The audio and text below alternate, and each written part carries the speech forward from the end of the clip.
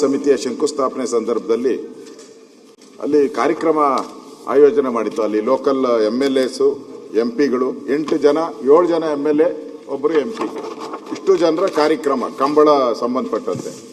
ಜಾಗ ಮಾತ್ರ ಸರ್ಕಾರದ ಕೊಟ್ಟಿರೋದು, ಉಳಿದ ಹಣ ಎಲ್ಲ ಕೂಡ ಅಲ್ಲಿನ ಶಾಸಕರೇ ಖರ್ಚು ಮಾಡ್ತಾ ಇದ್ದಾರೆ. ಅದನ್ನ ಪೂಜೆ ಕಾರ್ಯಕ್ರಮ ಇಟ್ಕೊಂಡಿದ್ರು. ಪೂಜೆ ಕಾರ್ಯಕ್ರಮ 10 ಗಂಟೆಗೆ ಅಂದ್ರೆ ನಿಮ್ಮ ಅಧಿಕಾರಿಗಳು ಬೆಳಗ್ಗೆ 9 ಗಂಟೆಗೆ 144 ಸೆಕ್ಷನ್ ಹಾಕ್ತಾರೆ. 144 ಸೆಕ್ಷನ್ ಹಾಕ್ಬಿಟ್ಟು ಅಲ್ಲಿರೋ ಎಲ್ಲ ನಮ್ಮ ಶಾಸಕರಿಗೆ 7 ಜನ ಶಾಸಕರು, ಒಬ್ಬರು MP ಮೇಲೆ ಕೇಸು ದಾಖಲು ಮಾಡಿದ್ದಾರೆ. 144 ಸೆಕ್ಷನ್ ಅಂದ್ರೆ ಏನು ಅಂತ ಅರ್ಥ ಜ್ಞಾನ ಬೇಕಲ್ಲ ಅಧಿಕಾರಿಗಳಿಗೆ. ಏನ್ ಕಾರಣಕ್ಕೆ ಹಾಕ್ತೀರಿ? ಗಲಾಟೆ ಆಗುತ್ತಾ? ಒಡೆದಾಟ ಆಗುತ್ತಾ? ಏನು ಇಲ್ಲ. ಏನಾದ್ರೂ ಆ ತರ ಇನ್ಫಾರ್ಮೇಶನ್ ಇದೆಯಾ? ಆ ಇನ್ಫಾರ್ಮೇಶನ್ ಇಲ್ಲ. ಏನಾದ್ರೂ ಇಂಟೆಲಿಜೆನ್ಸ್ ಅವರು ಇಲ್ಲಿ ದೊಡ್ಡ ಗಲಾಟೆ ಆಗುತ್ತೆ, ದೊಂಬಿ ಆಗುತ್ತೆ, ಏನು ಇಲ್ಲ. ಯಾರನ್ನೋ ಒಬ್ಬರನ್ನ ಕರೆದಿಲ್ಲ ಅಂತೇಳಿ ಹಿಂಗಾದ್ರೆ ಕಾರ್ಯಕ್ರಮಗಳು ಮಾಡೋದು ಯಾರು? ಇಂಪಾರ್ಟೆಂಟ್ ಏನು? ಅಲ್ಲಿ area MLA important, area MP important, district minister ಅವ್ರು ಯಾವ 3 ತಿಂಗಳಿಗೆ ಬರ್ತಾರೋ 2 ತಿಂಗಳಿಗೆ ಬರ್ತಾರೋ ಅದು ಬೇರೆ. ನಾನು ಡಿಸ್ಟ್ರಿಕ್ಟ್ ಮಿನಿಸ್ಟರ್ ಆಗಿ ಕೆಲಸ ಮಾಡಿದ್ದೀನಿ ಬೆಂಗಳೂರಲ್ಲಿ 2 ಸರಿ. ನಾನು ಬೇಕಾದಷ್ಟು ಜನ ಇದ್ದಾರೆ, ಜಾರ್ಜ್ ಅವರೆಲ್ಲ ಇದು. ಒಂದಿನ ನಾನು ಅವ್ರು ಪೂಜೆ ಮಾಡ್ತಾ ಇದ್ರು, ಜಾರ್ಜ್ ಅವರು, ನಮ್ಮ ಹ್ಯಾರಿಸು ಎಲ್ಲ ಇದ್ದಾರಲ್ಲ, ಕೇಳಿ ಒಂದು ದಿನ ನಾನು ಹೋಗಿಲ್ಲ. ಅವ್ರಿಗೆ ಹೇಳ್ತಾ ಇದ್ದೆ ನೀವೇ ಪೂಜೆ ಮಾಡ್ಕೊಳ್ಳಿ ಅಂತ ಹೇಳ್ತಾ ಇದ್ದೆ. ಇದುವರೆಗೂ ಸುಮಾರು 10 ವರ್ಷ ನಾನು ಡಿಸ್ಟ್ರಿಕ್ಟ್ ಮಿನಿಸ್ಟರ್ ಆಗಿದ್ದೆ. ಒಂದಿನ ನಾನು ಯಾವತ್ತೂ ಟ್ರಬಲ್ ಮಾಡಿಲ್ಲ ಯಾರಿಗೂ. ರಾಮಲಿಂಗಾರೆಡ್ಡಿನೂ ಇದ್ರು, ಕೇಳಿ ಅವರ ಏರಿಯಾದಲ್ಲಿ ಅವ್ರು ಪೂಜೆ ಮಾಡ್ಕೊಂತ ಇದ್ರು. ನಾನೇನು ಇದು ಮಾಡ್ತಾ ಇಲ್ಲ, ತೊಂದರೆ ಒಂದಿನ ಸ್ಟಾಪ್ ಮಾಡಿಸಿಲ್ಲ ನಾನು. ಇದ್ಯಾವ ಹೊಸ ಪದ್ಧತಿ? 7 ಜನ MLAಗಳ ಮೇಲೆ ಕೇಸ್ ಹಾಕ್ತೀರಾ ಅಂದ್ರೆ ಏನನ್ಬೇಕು ಇದನ್ನ ಏನನ್ಬೇಕು? ಇದನ್ನ ಪ್ರಜಾಪ್ರಭುತ್ವ ಅನ್ಬೇಕೇನು? ದಯವಿಟ್ಟು ಗೃಹ ಸಚಿವರು ಇಲ್ಲಿದ್ದಾರೆ, ಇಮಿಡಿಯೇಟ್ ಆಗಿ ಅವ್ರ ಮೇಲೆ ಹಾಕಿರೋ ಕೇಸ್ನ ವಾಪಸ್ ತೆಗಿಬೇಕು, MP ಅವ್ರ ಮೇಲೆ. ಅರ್ಥನೇ ಇಲ್ಲ ಅದಕ್ಕೆ. ಅದರಿಂದ ಅಧ್ಯಕ್ಷರೇ, ಇದು ಒಳ್ಳೆ ಸಂಪ್ರದಾಯ ಅಲ್ಲ. ಅವ್ರಿಗೇನಾನ ಅಷ್ಟು ಯಾರೋ ಪೊಲಿಟಿಕಲ್ ಇದ್ದೇ ಇರ್ತದೆ. ಅವ್ರು ಯಾರೋ ಫೋನ್ ಮಾಡಿದ್ರಂತೆ, ಸೋತಿರೋ MLA ಇಮಿಡಿಯೇಟ್ ಆಗಿ ಸ್ಟಾಪ್ ಮಾಡಿ, ಅದು ಇದ್ದೇ ಇರ್ತದೆ. ಬೇಕಾದ್ರೆ ಅವರು ಒಂದಿನ ಪೂಜೆ ಮಾಡ್ಕೊಂಡ್ಲಿ, ಬೇಕಾದ್ರೆ ಅವರು ಒಂದಿನ ಪೂಜೆ ಮಾಡ್ಕೊಂಡ್ಲಿ. ಯಾರ್ಯಾರು ಬೇಕೋ, ಯಾವಾಗ ಬೇಕೋ, ಯಾರ್ಯಾರು ಬೇಕೋ ಪೂಜೆ ಮಾಡ್ಕೊಂಡ್ಲಿ. ಅರ್ಥ ಏನಿದೆ ಇದರಲ್ಲಿ? ಈ ತರ ಸಂಪ್ರದಾಯಗಳನ್ನ ಮಾಡಿ ಅಲ್ಲಿ ಏರಿಯಾದ MLAನ MP ನ ದಮನ ಮಾಡುವಂತ ಪ್ರವೃತ್ತಿ ಏನಿದೆ, ಇದು ಒಳ್ಳೇದಲ್ಲ. ಅದಕ್ಕೆ ಗೃಹ ಸಚಿವರು ಅದನ್ನ ಇಮಿಡಿಯೇಟ್ ಆಗಿ ಅವ್ರ ಮೇಲೆ ಹಾಕಿರೋ ಕೇಸ್ ವಾಪಸ್ ತೆಗಿಬೇಕು ಅನ್ನೋ ಇದು ಮಾಡ್ತೀನಿ. ನಮ್ಮ ಶೆಟ್ರು ಇವ್ರು ಮಾತಾಡ್ತಾರೆ. ಮತ್ತೆ ಇನ್ನೊಂದು, ಈ ಅಧಿಕಾರಿಗಳು, ಈ ಬಂಡ ಅಧಿಕಾರಿಗಳ ಮೇಲೂ ಕ್ರಮ ತೆಗೆದುಕೊಡ್ಬೇಕು. ಅರ್ಥನೇ ಇರಲ್ಲ. DC ಏನ್ ಆಕಾಶದಿಂದ ಎಳೆದು ಬಂದ್ಬಿಟ್ಟಿದ ಕೇಸ್ ಹಾಕೋವಾಗ. ಸನ್ಮಾನ್ಯ ಅಧ್ಯಕ್ಷರೇ, ನಾವು ಕೋಟಿ ಚೆನ್ನೈ ಅನ್ನೋ ಹೆಸರಿನಲ್ಲಿ ಉಡುಪಿ ಜಿಲ್ಲೆಯ ಉಡುಪಿ ಕಂಬಳ ಎನ್ನುವಂಥ ಹೆಸರಿನಲ್ಲಿ ನಾವು ಸರ್ಕಾರ ಕೊಟ್ಟಂಥದ್ದು. ಸನ್ಮಾನ್ಯ ಮಂಜುನಾಥ್ ಭಂಡಾರಿ ಅವರು ಇದನ್ನು ಪ್ರಸ್ತಾಪ ಮಾಡಿದಂಥದ್ದು. ಅವರು ಕೊಟ್ಟ ಪತ್ರದ ಆಧಾರದ ಮೇಲೆ 6 ಎಕರೆ 30 ಸೆಂಟ್ ಜಾಗವನ್ನು ಕಂಬಳ ಸಮಿತಿ ಕೊಡ್ತಾರೆ. ಶಿಷ್ಟಾಚಾರದ ಪ್ರಕಾರವಾಗಿ ಅಲ್ಲಿ ಶಾಸಕ ಅಲ್ಲಿ ಅಧ್ಯಕ್ಷ ಆಗಿರಬೇಕು. ಹಾಗಾಗಿ ಅವರು ಅಲ್ಲಿ ಊರಿನ 3-4 ಗ್ರಾಮಸ್ಥರು ನಮ್ಮ ಹತ್ರ ಬರ್ತಾರೆ. ಈ ತರ ಮಂಜುನಾಥ್ ಭಂಡಾರಿ ಅವರು ಲೆಟರ್ ಕೊಟ್ಟಿದ್ದಾರೆ ಅಂತೇಳಿ 3-4 ಜನ ಗ್ರಾಮಸ್ಥರು ಬಂದಾಗ ಆಯ್ತು ಅಂತೇಳಿ ಮುಂದೆ ಹೋದ್ವಿ. ಸರ್ಕಾರ ಜಾಗ ಕೊಟ್ಟಿದೆ. ರಾಜ್ಯ ಕಂಬಳ ಸಮಿತಿ ಅಂತ ಇದೆ, ಸನ್ಮಾನ್ಯ ಪೀಠದ ಮೇಲೆ ಅಧ್ಯಕ್ಷರು ಕೂತಿದ್ದಾರೆ. ಅವರು ಏಪ್ರಿಲ್ 25ಕ್ಕೆ ನಮಗೆ ಡೇಟ್ ಕೊಡ್ತಾರೆ. ಈ ವರ್ಷದ ಕೊನೆಯ ಕಂಬಳ ಡೇಟ್ ಕೊಟ್ಟಾಗ 28ನೇ ತಾರೀಕು ಬೆಳಿಗ್ಗೆ 10:30 11:15 ತನಕ ಮುಹೂರ್ತ ಅಂತ ಇದೆ. ನಮ್ಮ ಪುರೋಹಿತರಲ್ಲಿ ಭೂಮಿ ಪೂಜೆ ಮಾಡುವಾಗ ಅಲ್ಲಿ ಮುಹೂರ್ತ ಅಂತ ಇರ್ತಾರೆ.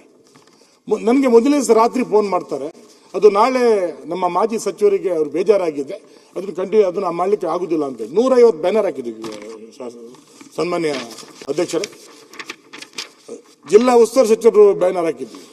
ಇಲ್ಲಿ ಮಂಜುನಾಥ್ ಭಂಡಾರಿ ಅವರು ಫೋಟೋ ಹಾಕಿದ್ವಿ, ವಿನಯ್ ಕುಮಾರ್ ಸರ್ಕಾರ್ ಫೋಟೋ ಹಾಕಿದ್ವಿ, ಗಪೂರ್ ಅವರು ಕರಾವಳಿ ಅಭಿವೃದ್ಧಿ ಪ್ರಾಧಿಕಾರ ಅವ್ರು ಫೋಟೋ ಹಾಕಿದ್ವಿ. ಹಾಗೆ ಮಂಜುನಾಥ್ ಪೂಜಾರಿ ಅಂತ ಹೇಳಿ ಅಲ್ಲಿ ನಾರಾಯಣಗೂರು ಅಭಿವೃದ್ಧಿ ಅಧ್ಯಯನ ಪೀಠದ ಅವರು ಫೋಟೋ ಹಾಕಿದ್ವಿ. ನಾವು ಯಾವ್ದು ಅನ್ಯಾಯ ಮಾಡಲಿಲ್ಲ. ಬೆಳಿಗ್ಗೆ 9:45 ಗಂಟೆಗೆ ಒಂದು 4 ಜನ ಪೊಲೀಸರು ಬರ್ತಾರೆ. ಈಗ 144 ಸೆಕ್ಷನ್ ಹಾಕಿದ್ವಿ. ನಾನು ಅದೇ ಪೂಜೆ ಮಾಡ್ತಿದ್ದಪ್ಪ, ಜನ ಬಂದಾಗಿದೆ. ಆಮೇಲೆ ಎಲ್ಲರೂ MLAಗಳು ಬರ್ತಾ ಇದ್ದಾರೆ. ಯಾರೋ ಒಬ್ಬ ವ್ಯಕ್ತಿಯ ಪ್ರತಿಷ್ಠೆ ಈ ತರ ಮಾಡಬೇಡಿ, ಅನ್ಯಾಯ ಮಾಡಬೇಡಿ. ಅಲ್ಲಿ 400-500 ಜನ ಸೇರಿದ್ದಾರೆ.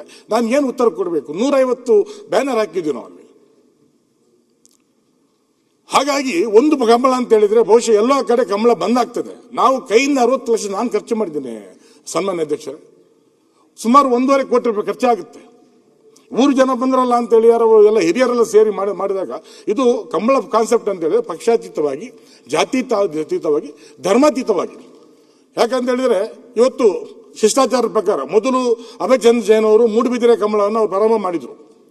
ಅನಂತರದಲ್ಲಿ ಈಗ ಉಮಾನಾಥ್ ಕೋಟೆಯವರು ಅಧ್ಯಕ್ಷತೆಯಲ್ಲಿ ನಡೀತಾ ಇದೆ. ದಿವಂಗತ ಗೋಪಾಲ ಭಂಡಾರಿ ಅವರು ಕಾರ್ಕಳದ ಕಂಬಳವನ್ನು ಪ್ರಾರಂಭ ಮಾಡಿದರು. ಈಗ ಸುನೀಲ್ ಕುಮಾರ್ ಅವರ ಅಧ್ಯಕ್ಷತೆ ನಡೀತಾ ಇದೆ. ಈಗ ನರಿಂಗಾನದಲ್ಲಿ ಮೊನ್ನೆ ನಾನು ಹೊಸಲ ಅಲ್ಲಿ ಗೆಸ್ಟ್ ಆಗಿ ಹೋಗಿದ್ದೆ. ನಾನು ಆ ಗುಡ್ಡದಲ್ಲಿ ಕೂಡ ಒಂದು ಕಂಬಳ ಮಾಡುವಂತ ತೋರಿಸ್ಕೊಟ್ಟು ನಮ್ಮ ಸನ್ಮಾನ್ಯ ಅಧ್ಯಕ್ಷರು. ಸುಮಾರು ಒಂದು ಕಂಬಳ ಅಂತ ಹೇಳಿದ್ರೆ 8 ರಿಂದ 10 ಕೋಟಿ ರೂಪಾಯಿ ವ್ಯವಹಾರ ನಡೀತದೆ. ಲಕ್ಷಾಂತರ ಜನ ಬರ್ತಾರೆ. ನಾವು ಮಣಿಪಾಲದ ಪಕ್ಕದಲ್ಲಿ ದೇಶ ವಿದೇಶದ ಜನ ಬರ್ತಾರೆ, ವಿದ್ಯಾರ್ಥಿಗಳು ಬರ್ತಾರೆ ಅಂತೇಳಿ ಒಳ್ಳೆ ಉದ್ದೇಶದಿಂದ ಹೋದರೆ ಕೇವಲ ಒಬ್ಬ ವ್ಯಕ್ತಿಯ ಪ್ರತಿಷ್ಠೆಗೋಸ್ಕರ ಇಷ್ಟು ಹಿಂಸೆ ಕೊಡೋದ? ಜಿಲ್ಲೆ 5 ಶಾಸಕರ ಮೇಲೆ ಅಲ್ಲಿ 144 ಸೆಕ್ಷನ್ ಹಾಕಿ ನಮ್ಮ ಮೇಲೆ FIR ಮಾಡ್ತಾರೆ.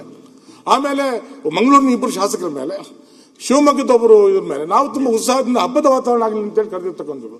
ನಮ್ಮ MPR ಮೇಲೆ, ಕಂಬಳ ಸಮಿತಿಯ ಅಧ್ಯಕ್ಷರು, ಎಲ್ಲ ಪದಾಧಿಕಾರಿಗಳ ಮೇಲೆ FIR ಆಗ್ತಾರೆ. ಗಮನಿಸ ಉತ್ತರ. ಮಾನ್ಯ ಅಧ್ಯಕ್ಷರೇ, ಈಗ ತಾನೇ ನನಗೆ ಈ 0 ಅವರ್ನಲ್ಲಿ ಪ್ರಸ್ತಾಪ ಮಾಡಿದ್ದಾರೆ ಮಾನ್ಯ ವಿರೋಧ ಪಕ್ಷದ ನಾಯಕರು ಮತ್ತು ಮಾನ್ಯ ಗೌರವಾನ್ವಿತ ಸದಸ್ಯರು.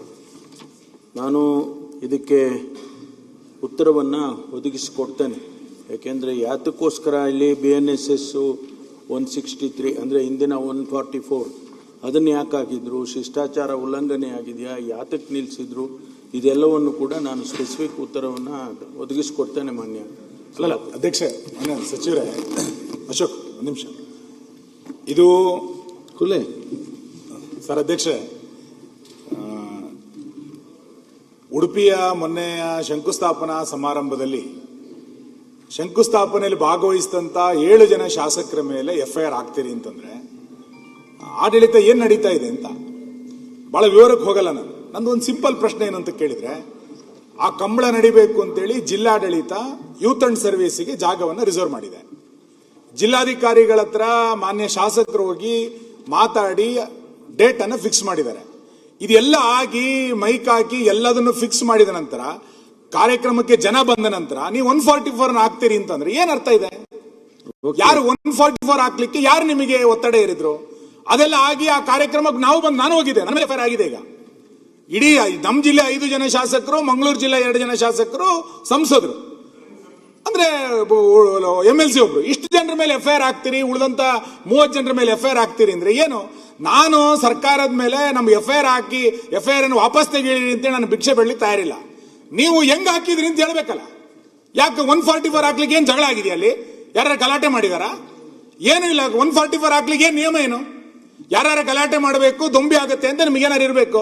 8 ಜನ ಶಾಸಕರು ಇಟ್ಕೊಂಡು ದೊಂಬಿ ಮಾಡ್ತೀವ ನಾವಲ್ಲಿ? ನೀವು ಇದ್ರ ಯಾಕೆ ಇದನ್ನ DC ಅವ್ರು ತಗೊಂಡ್ರು, ಅದು ಇದಕ್ಕೆ ಯಾರು ಪ್ರೇರಣೆ ಕೊಟ್ಟರು ಅವ್ರ ಮೇಲೆ ಕ್ರಮ ತಗೊಳ್ಳಿ. ನಾವು ಕೇಸ್ ಫೈಟ್ ಮಾಡ್ತೀವಿ, ಅದು ಬೇರೆ ವಿಷಯ. ಆದ್ರೆ ಸರ್ಕಾರ ಹೆಂಗ್ ನಡೀತಾ ಇದೆ ಇದು? ಸರ್ ಉತ್ತರ ಕೊಡಿ ಸರ್.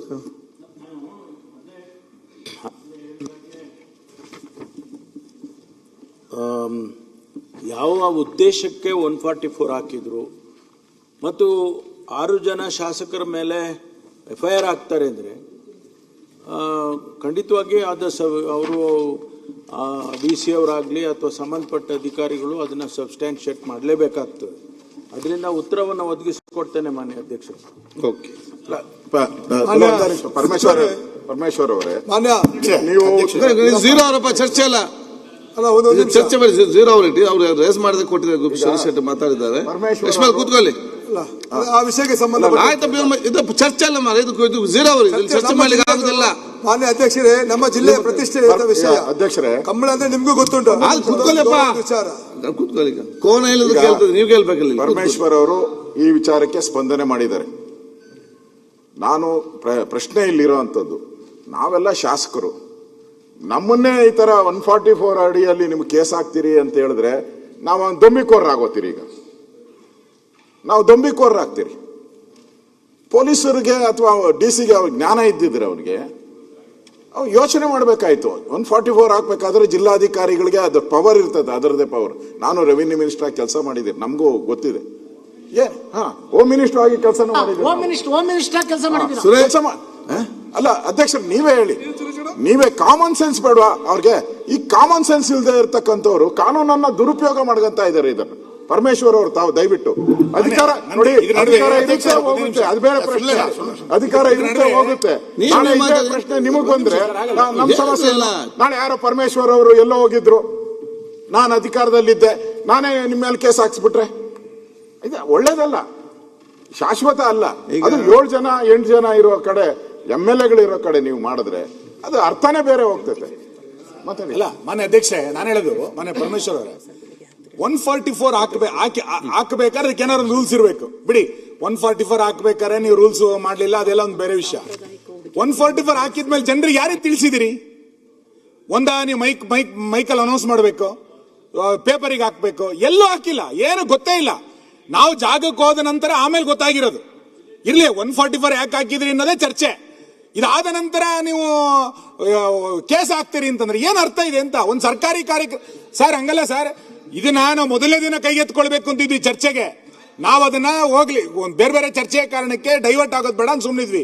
ನೀವು 7 ಜನ ಶಾಸಕರ ಮೇಲೂ ಕೇಸ್ ಹಾಕಿದ್ದನ್ನ ಚರ್ಚೆ ಮಾಡಂಗಿಲ್ಲ, ಏನ್ ಅರ್ಥ ಇದೆ? ಹೇಳಿದಿಲ್ಲ, ಅದನ್ನ ಹೇಳ್ತೀವಿ, 2ನೇ ಸಲ ಅದಕ್ಕೆ ಹೇಳ್ತಾ ಇರೋದು ನೀವು. ಈಗ ಸರ್ ಒಂದು ನಿಮಿಷ,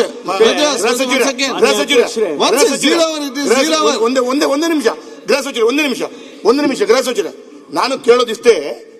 ಅವತ್ತು ಸ್ಥಳೀಯ ಶಾಸಕರು ಜಿಲ್ಲಾ ಉಸ್ತುವಾರಿ ಸಚಿವರಿಗೆ ಲಕ್ಷ್ಮೀ ಹೆಬ್ಬಾಳ್ಕರ್ ಕರೆ ಮಾಡಿದ್ರು.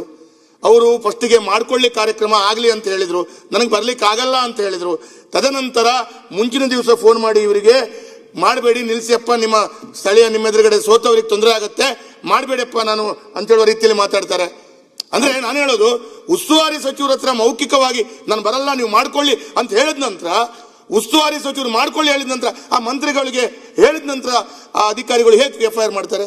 ಸರ್ಕಾರ ಉತ್ತರ ಕೊಡ್ತಾ ನೋಡಿ. ಈಗ ತಾವೂಕರ್ ಸರ್ ಆ ಒಂದು ರಿಪೋರ್ಟ್ ತರಿಸಿ ಏನಂತೇಳಿ, ಯಾಕೆ ಈ ರೀತಿ ಆಗ್ತಾ ನೋಡ್ಬೇಕಲ್ಲ.